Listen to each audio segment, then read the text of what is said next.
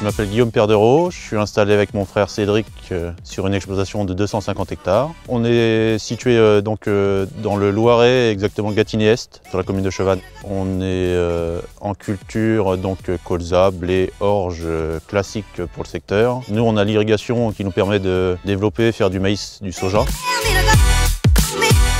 Donc en fait, moi je suis installé depuis 12 ans. Mon frère m'a rejoint il y a 2 ans. Et donc il y a 2 ans, au départ en retraite de mon oncle, on a voulu faire évoluer nos pratiques. Donc moins de labour, partir un peu plus dans les couverts, etc. Et donc pour accompagner ces changements, pour limiter les risques au niveau de l'exploitation, on a fait le choix de faire un bilan et d'avoir une compensation sur les pertes qu'on pouvait avoir. Pour faire le bilan, on s'est fait accompagner par la Chambre d'agriculture. On a utilisé la méthode de carbone extract. On est resté à peu près une demi-journée avec le conseiller de la Chambre pour arriver à faire tous les relevés et tout rentrer dans le modèle. Sur le diagnostic de départ, donc on analyse toute la ferme sur 3 ans, tout ce qu'on utilisait comme engrais, produits phyto, etc., les cultures qu'on avait, et on fait un bilan initial, avant changement de pratique.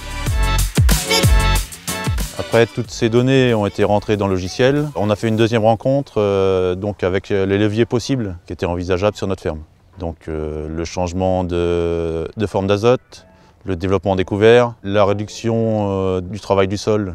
Après, réduire les apports de compost ou de boues de station d'épuration. Donc il demande beaucoup de carbone aussi pour être traité avant d'arriver sur l'exploitation. Le développement des cultures où on a moins besoin d'apporter d'azote, tout un ensemble de leviers qu'on peut mettre en place pour réduire son bilan carbone. On nous a proposé de rentrer dans une démarche avec France Carbone Agri-Assos qui permet de compenser les dépenses qu'on peut avoir pour changer nos pratiques pour une durée de 5 ans. Ce n'est pas l'association qui va nous payer, c'est vraiment le fait de nos tonnes carbone qui vont être économisées permettre d'avoir une compensation être monnayable.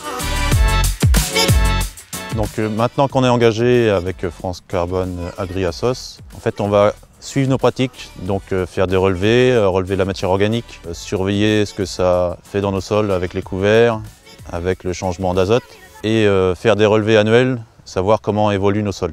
Le but c'est de faire des cultures quand même adaptées à la vente, qu'on puisse valoriser, et de pas de partir sur des cultures qui n'ont pas de débouchés derrière.